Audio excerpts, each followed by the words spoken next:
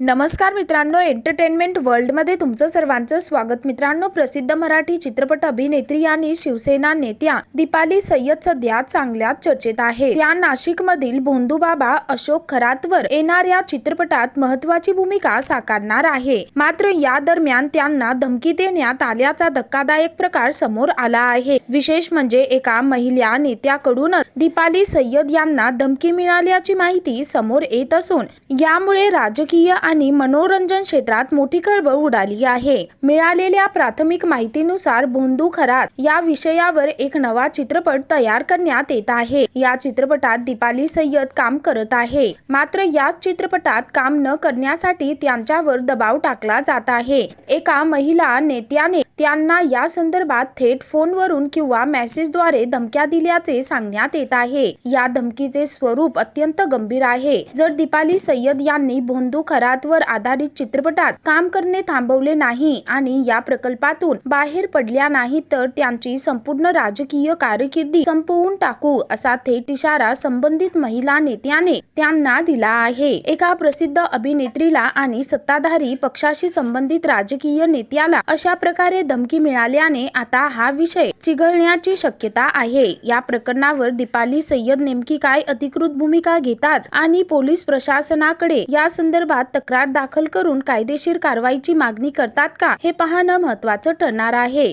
मात्र या बातमीमुळे दीपाली सय्यद यांच्या चाहत्यांना मोठा धक्का बसलेला आहे। तर मित्रांनो, या संदर्भामध्ये तुमची काय प्रतिक्रिया आहे खाली कमेंट करून नक्की कळवा।